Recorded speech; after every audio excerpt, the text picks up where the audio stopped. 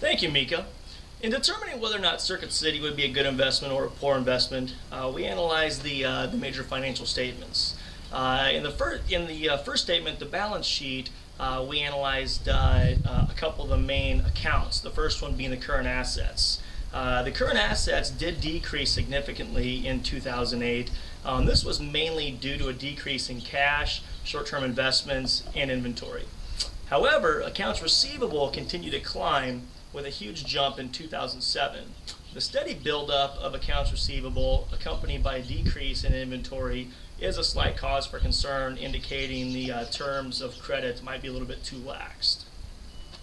The next account we looked at was the long-term assets. Long-term assets have increased despite a low goodwill and other intangibles. Long-term assets are the highest they've been in the past 4 years. This is largely due to an increase in property, plant, and equipment. Other non-current assets are also the highest they've been in the most recent 4 years.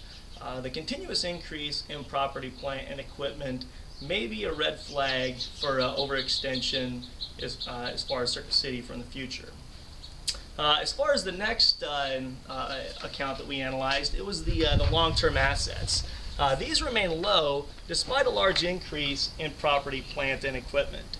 The large decrease in short-term investments and inventories are the main contributing factors to the low total assets figure.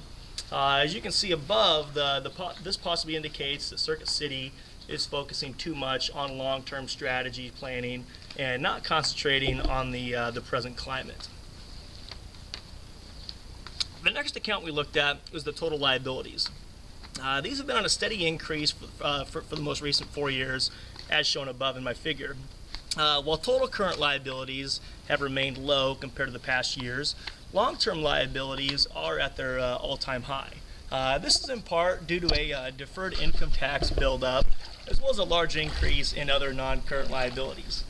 As mentioned earlier, Circuit City may be concentrating a little too far in advance and not concentrating so much on the present. The next account we looked at was the retained earnings. Retained earnings have dropped more than 25% compared to each of the 3 prior years.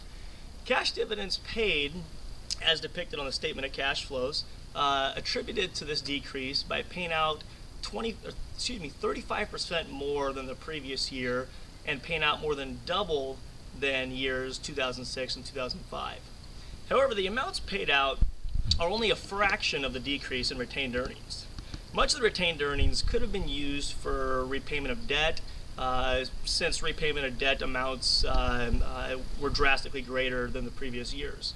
Lastly, retained earnings are quite lower due to such as a decrease in net income, with that amount being $320 million in the negative.